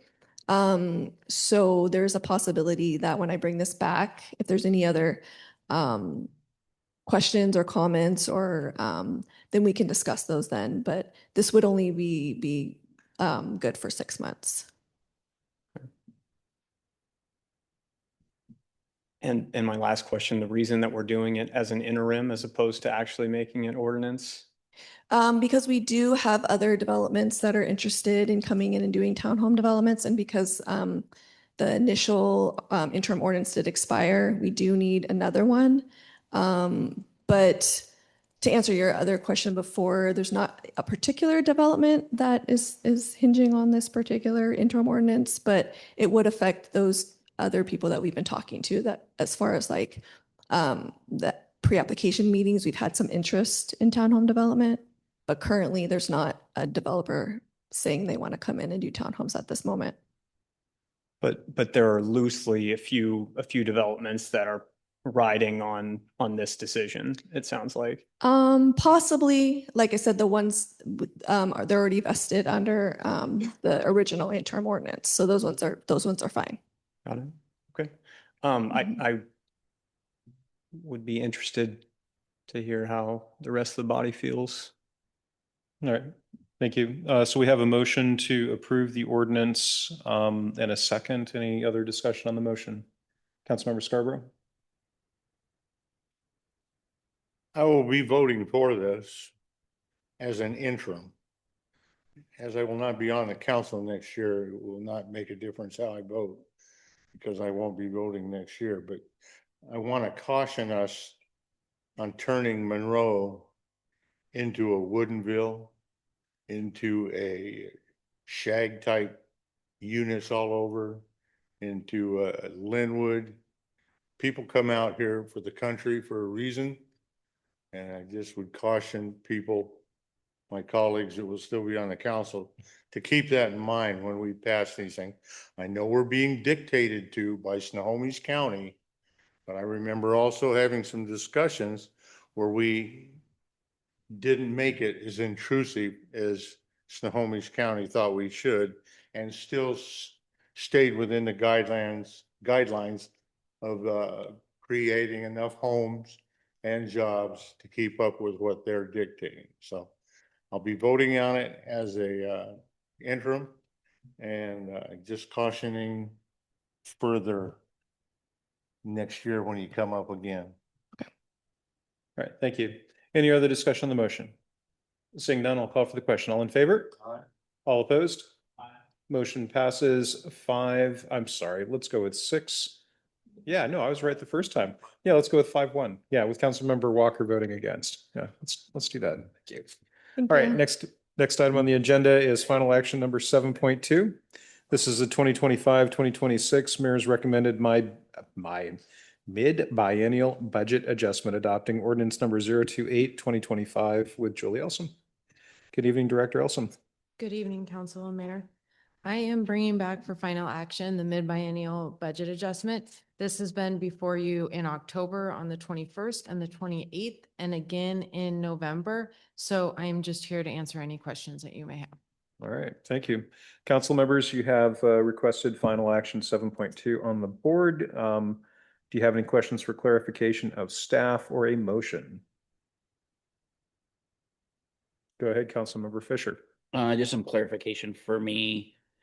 As we kind of were going through all of this, we had contract services that were taken out for the budget, and now I see obviously that they're back in, and just a little curious of where the money came from. seems, I mean, it's explained in here, but how come this is coming forward now with the two positions that we removed painfully, going through all of that, and now looking at maybe these two positions are coming back at a lesser rate, it looks like, hourly. So just some explanation on where that money came out of. Yep. Ju- Deborah, Administrator Knight will respond to Sorry, that. Great. Yep. Yes, this was based on a comment that Councilmember Beaumont made at the last meeting asking about ad hoc contracts. And I just wanted to make it clear that if the council was interested in funding those contracts, we actually had to make the motion to put that budget money into the mid-biennial budget adjustment because it isn't currently in there. If it's council's desire to not include those contracts or any funding for them in 2026, you can just go ahead and make the motion as it is set forward in your packet this evening. I wasn't sure that that was clear when Councilmember Beaumont made her comment last week. Okay. And if I remember correctly, these two contracts, one of them is to support work around North Kelsey. Correct. And that is just basically a time and what do they call it? Time and materials kind of contract. Correct. Okay. And so that's different than the contract that was there before. And then the other one was to provide limited support as needed, again, time and materials in, was it DC or Olympia? That actually, the item that's in front of council this evening is the human services support. Okay, understood. Thank you. Okay, just a second. Councilmember Fisher, you still have the floor. You have any Human questions? services and economic Thank you. development. Just looking through some of these with economic development, ongoing Lowe's negotiations. Assuming we're talking about Mr. Doherty on this one, how much of the, if you can speak to this, how much of the Lowe's negotiations has he been a part of? I feel like he was kind of a new person into some of this. And so I was just kind of curious about that piece of how much he was involved in that before a few weeks ago. No, certainly. He's been leading those negotiations. So he's the primary point person for the Lowe's negotiations. Okay, thank you. Okay. So I wasn't getting everybody, but I remember seeing Scarborough next, and then Beaumont, did you have your flag up? Okay, anybody else have their flag up? All right. Sorry, Heather, did your hand? Okay, perfect. Okay, so let me write it down real quick. Scarborough, Beaumont, Fulcher. Go for it. Okay, the question I would have is if it got put back in here, where did the money come from? Did it come from another pot of money to provide these services? Some other people can talk to the need to have these services remain. But I just wonder if they're going to remain, where did the money come from, and out of what pot of money did it come from? It is coming from ending fund balance. So it would be a reduction of $60,000 out of ending fund balance. And when we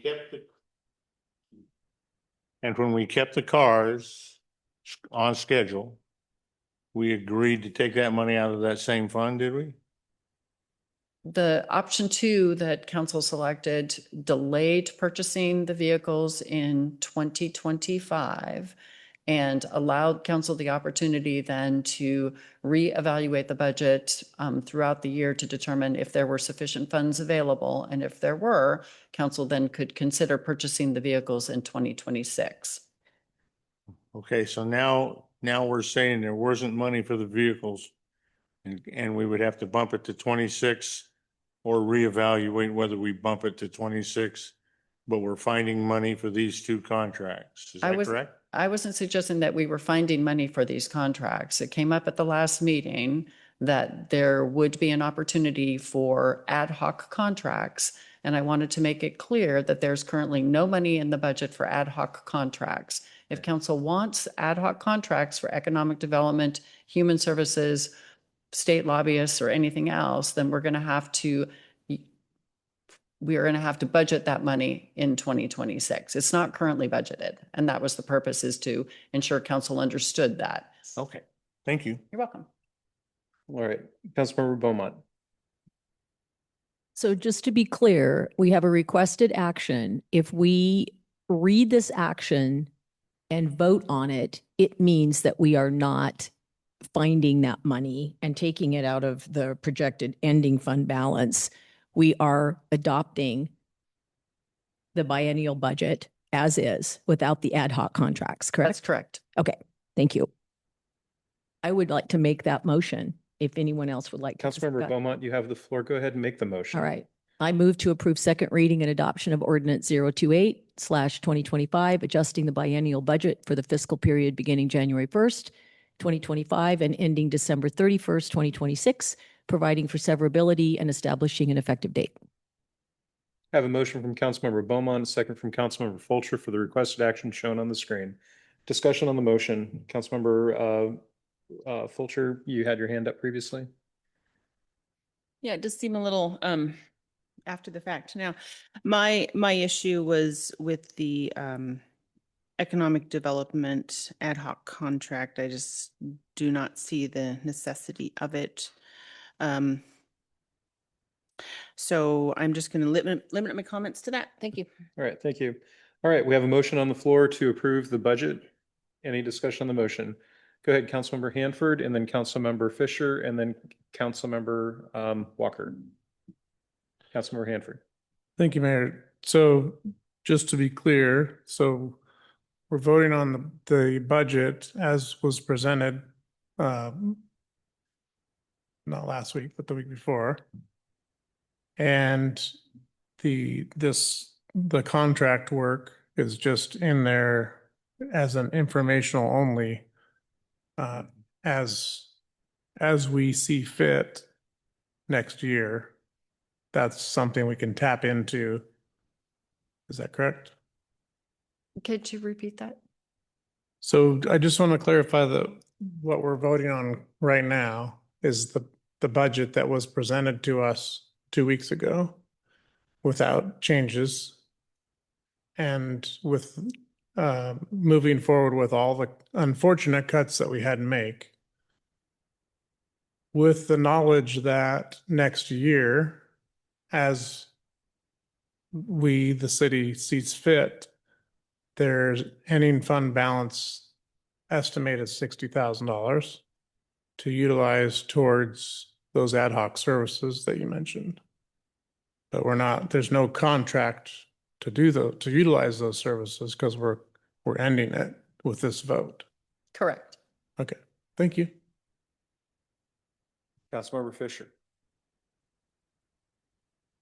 Yeah, a lot of stuff. I'm interested in talking or hearing about the other side of it. I feel like we've talked about the economic development contract, and then now moving on to the human services. If other council members feel that we need to talk about some of that also. So data collection, analysis, preparation of monthly and annual reports. As you can see, I won't read the other two.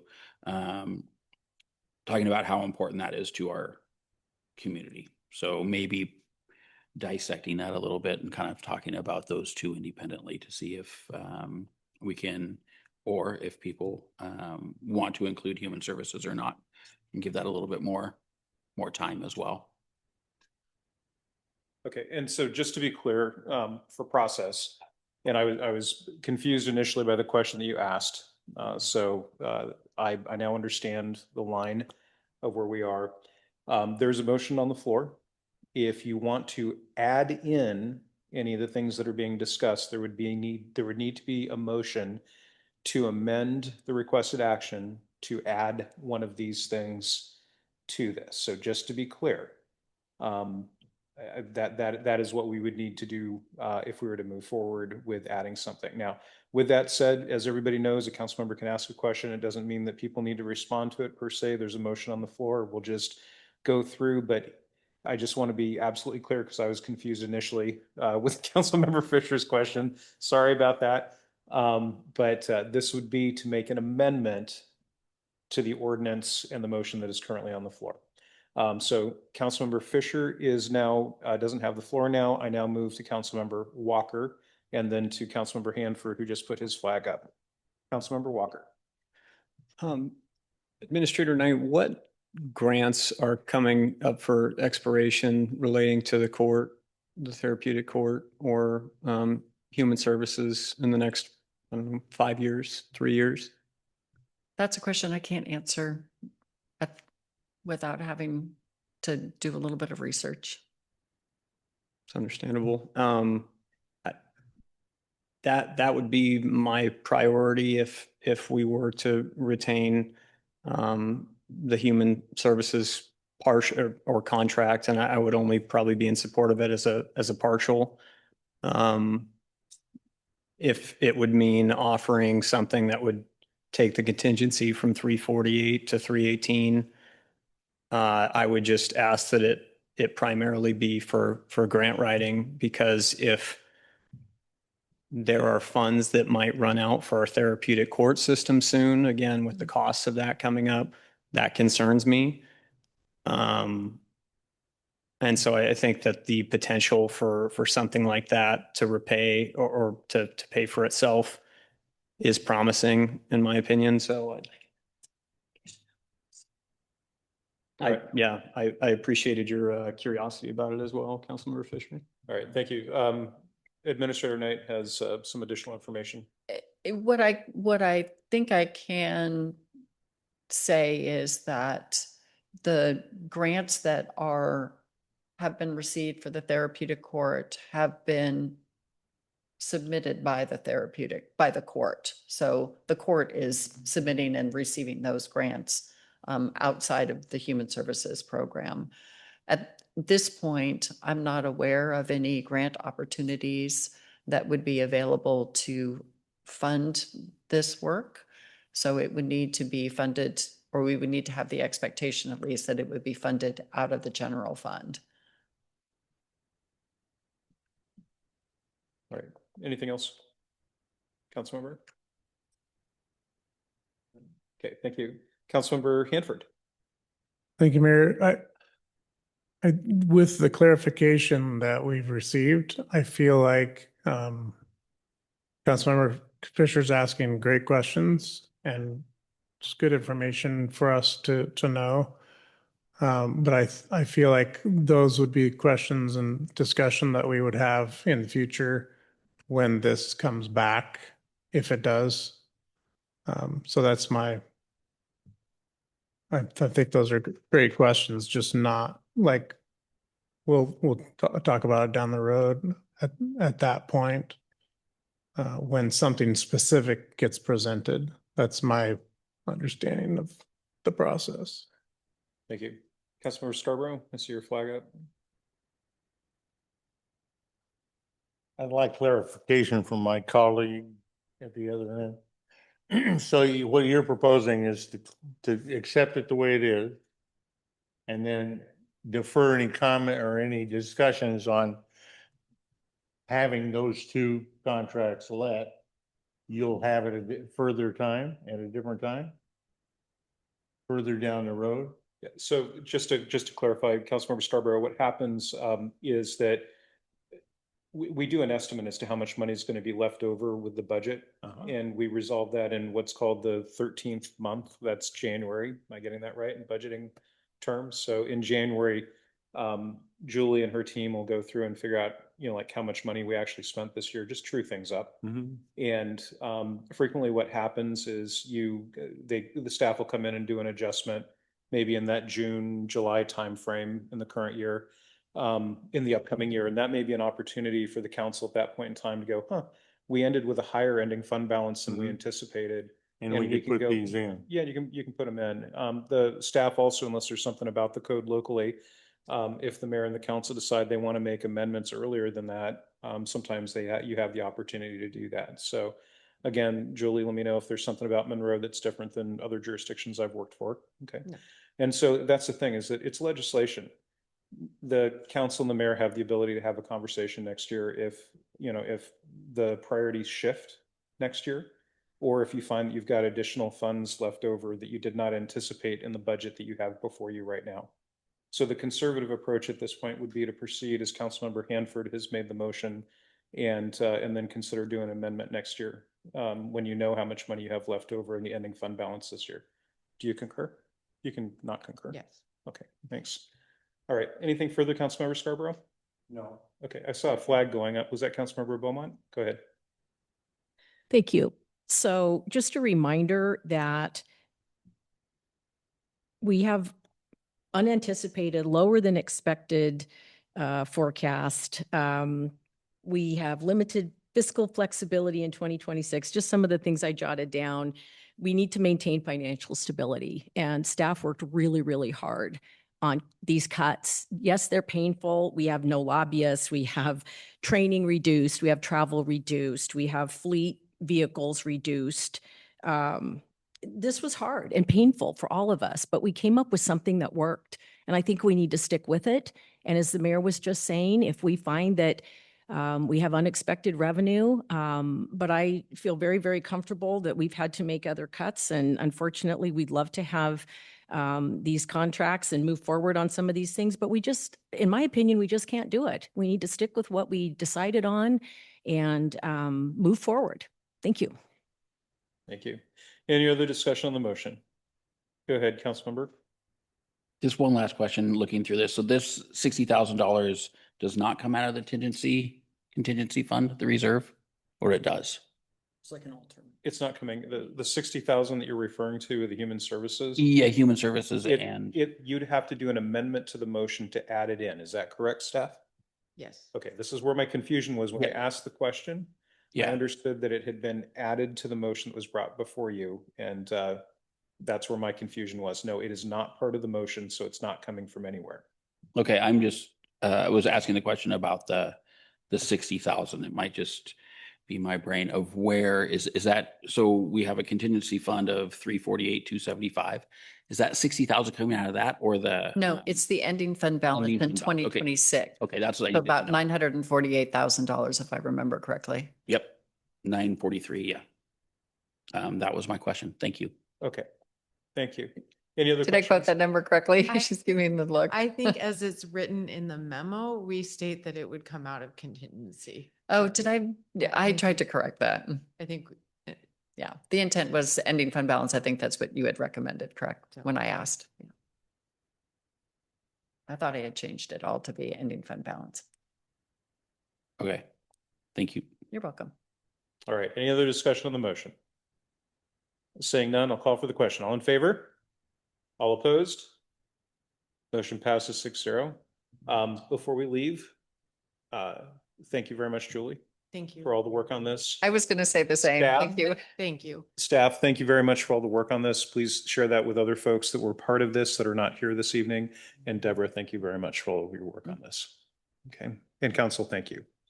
All right, we're going to go ahead and move on to the next item on the agenda. First, there is no unfinished business this evening, so we're going to move on to new business, item 9.1.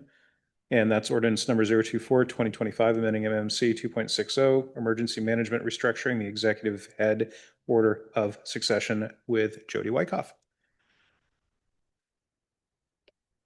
Thank you, Mayor. Can you hear me? I'm going to switch the camera for the viewing audience. Oh, Hi, Jody. or Liam will do it for me. Thank you, Liam. Before you tonight is an ordinance, first reading for an ordinance to amend chapter 2.60 MMC emergency management, which would restructure the executive head or order of succession.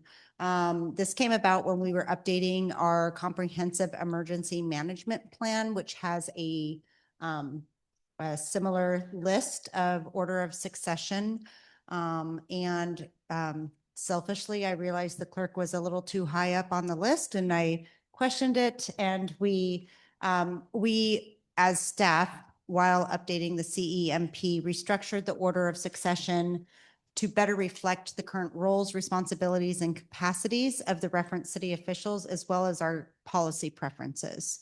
I wasn't planning to go through the proposed order of succession, but I can if you would like. All right, thank you. Council members, there's a requested action on the screen for your consideration. Also, if you have any questions for clarification, go for it. Councilmember Hanford. Thank you, Mayor. Yeah, we discussed this in Legislative Affairs Committee, and that's when Clerk Wyckoff brought up the fact that she wanted to be bumped down on the list. So I move to approve first reading of ordinance number 024/2025, amending chapter 2.60 MMC Emergency Management, restructuring the executive head order of succession during emergencies, providing for severability, and establishing an effective date. Okay, I have a motion from Councilmember Hanford, a second from Councilmember Beaumont for the requested action shown on the screen. Any discussion on the motion? Seeing none, I'll call for the question. All in favor? All right. All opposed? Motion passes 6-0. Thank you, everybody. Next item on the agenda then is Councilmember reports. Go ahead and start off with Councilmember Hanford. Thank you, Mayor. I had a great Thanksgiving and a wonderful time at the tree lighting. It was great to see several of you there. And just once again, that's one of my favorite city events. Just the hallmark small town feel is real, and it was just great. Thank you to all the officers for providing good protection and oversight. And yeah, it was great. Thank you. All right, thank you. Councilmember Scarborough. Apologize for missing the tree lighting the other night. Have an excuse worthy of a seaman apprentice, which is not very good. So, I have seen the tree lit up and it's wonderful. It's great for the community. It's great to clean up that park so we can have those trees lit up. And see the community come and enjoy the festivities, and thanks to the Parks Department and the city for all of that. That's enough before I step in it. Okay, thank you, Councilmember. Councilmember Fulcher. Thank you. Agreed. Always beautiful to see the tree lit up. So yes, Councilmember Scarborough. I did have a question from a community member wondering how the cold weather shelter location is chosen.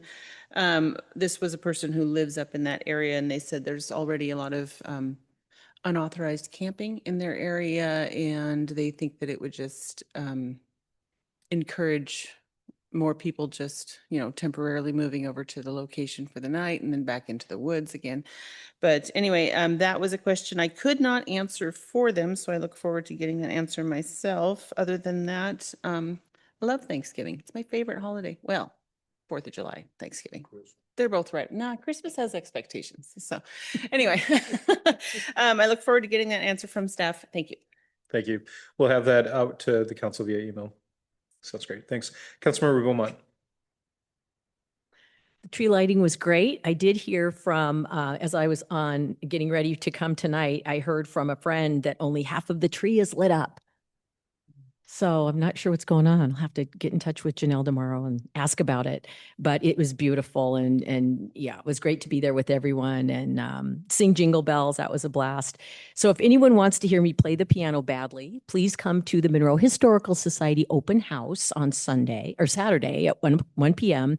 at the museum. We have a wonderful annual open house, and we have goodies and coffee and carols, and you can look through the museum. We'll lock you up in our 1908 jail cell, and hope to see you all there. Thank you.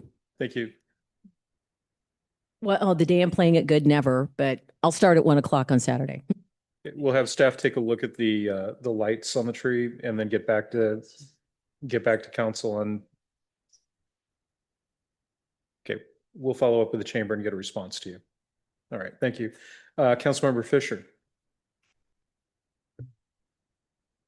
Lots of cool stuff going on. There was a turkey smoking food thing that the fire department put on. I know the police department was there, a lot of community members. It was really cool. I unfortunately couldn't make that one. I did, however, get to Grocery Outlet to pick up all the turkeys. So that was pretty cool and much appreciated by Grocery Outlet to do that.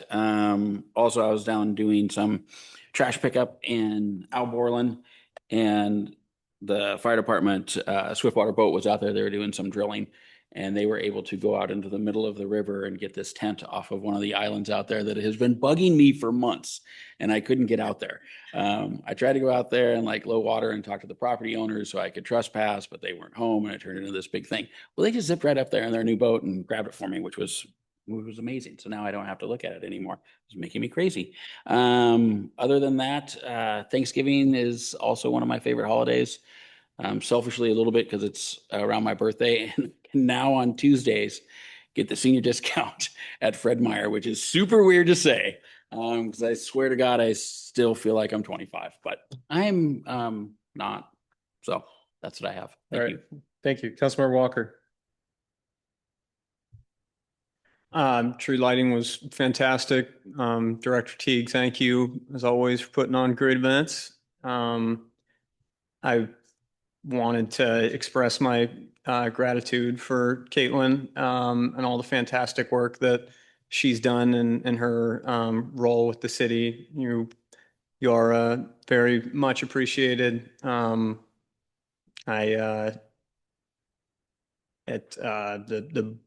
situation sucks for us sometimes, and I just don't want it to take away from the fact that you have been such an asset to the city and you are appreciated, as is your work. So wherever you go, I know that you'll do great work there, and hopefully we'll meet again. All right, thank you. Great. Going to go ahead and turn to staff and department reports. Director Teague.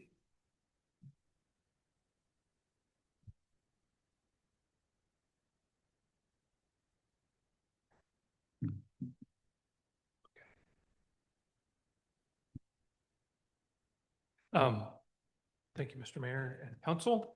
This is the Parks Department update for the month of October. And so as October was we were wrapping up summer, staff were able to shift away from fewer events and more allowed to focus on maintenance and seasonal tasks that they have. Some highlights were our crews continued installing new play chips in a number of our playgrounds. We regraded the gravel road into Alborland Park, did storm cleanup after a heavy windstorm. And then we began the process of leaf cleanup, which takes quite a bit of time. So that was the beginning of that. Pulled spent flowers and added soil and mulch to the planters on Lewis and Main. And then our staff supported several events, including the walk and roll to school throughout the city. And then we hosted a couple of cross-country meets in our parks. So any other questions? I'm happy to answer those, but those are the highlights. Thank you very much, Director. Any questions for our Parks Director? Go ahead, Councilmember Scarborough. No questions, but thank you for what you do. Oh. Thank you for the parks. It's a big deal to the citizens. And our parks are a draw for people that think about moving out to Monroe. And it's a tough job, I know. And thanks to Councilman Fisher for everything he does to help on his spare time. And thank you again. Thank you. Any other questions or comments? All right. Thank you very much, Director Teague. All right, we're going to go ahead and drop into the Mayor and Administrator reports. Item 12.1, City Administrator Report Extended Agenda.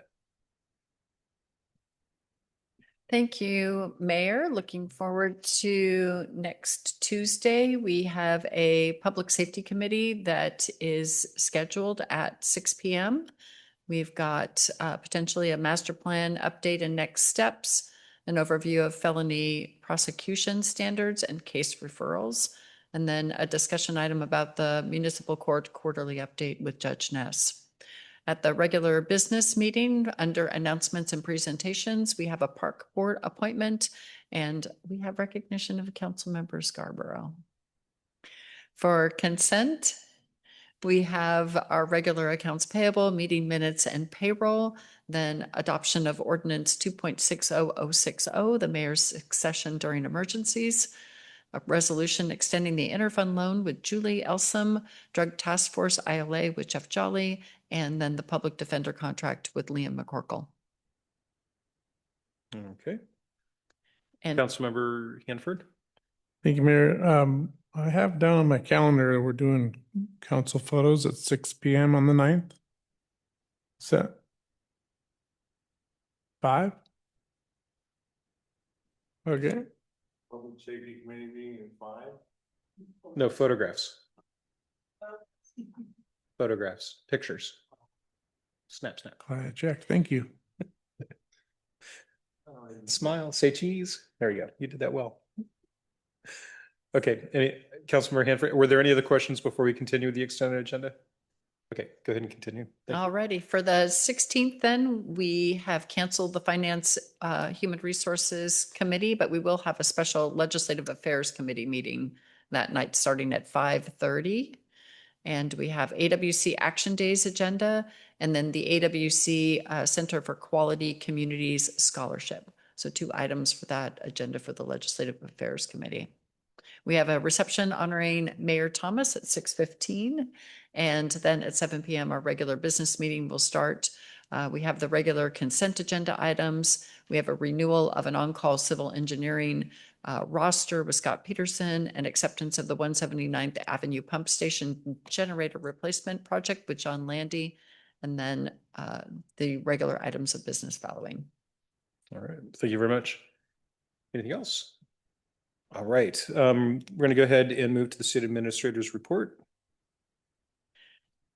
The council has seen all of these items at previous meetings, but as Clerk Wyckoff mentioned, the city council photos is December 9th, starting at 5 PM.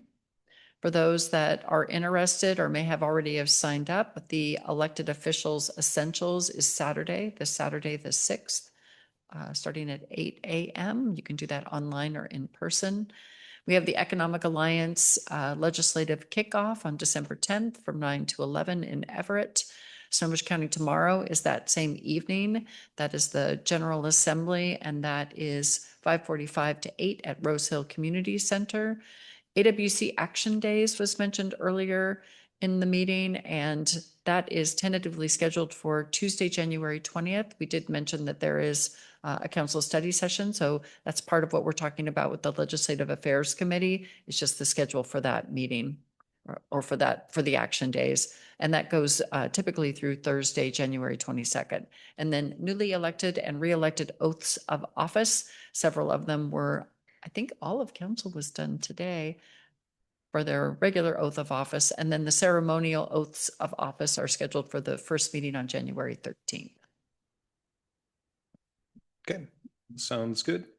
And then as a reminder, I think Councilmember Walker had mentioned that the December 10th meeting is a pretty important meeting because that's where SCT is going to be looking at modifying the bylaws, right? And we were talking about how that may be an expansion of their scope of work. And I had expressed concerns about that before. I will not be attending this. You all as council members, it'll continue with this. I strongly recommend that you consider going and consider voting.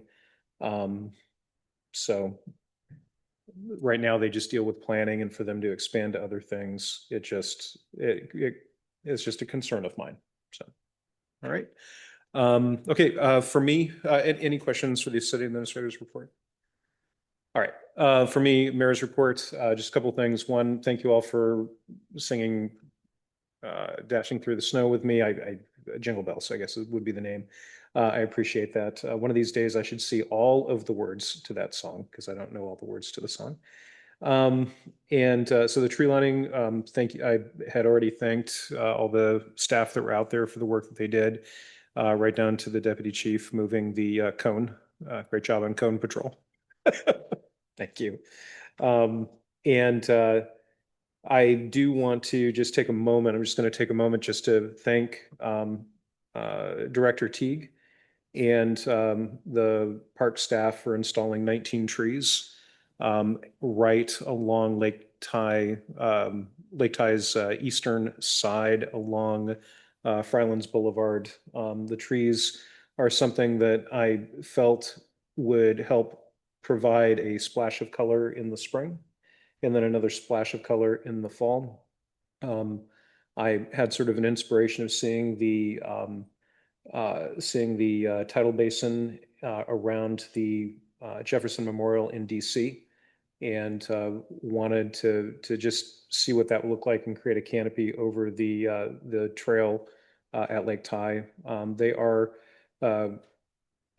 cornucosca, which are the dogwood trees. It's a type of dogwood tree that should create a really nice canopy. Over time, if the council and the future mayor so inclined, I would encourage the council and the mayor to consider expanding that with bands around the lake in different places to provide that splash of color over time and also provide that canopy and everything. So again, thank you very much to the staff for doing that. I like the way that it looks right now, and right now they're just sticks in the ground. So anyway, I think that's all that I have to share for this evening.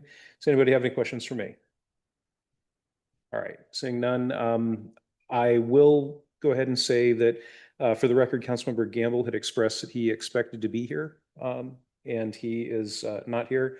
Unless there's objection, I would like to consider his absence as excused. Is there any objection? All right, he is considered excused, and I have nothing further this evening. Thank you, everybody. Have a great rest of your week, and we are adjourned. Thank you. You can hear that.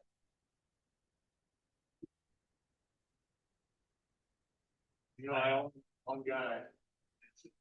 He's a friend of mine.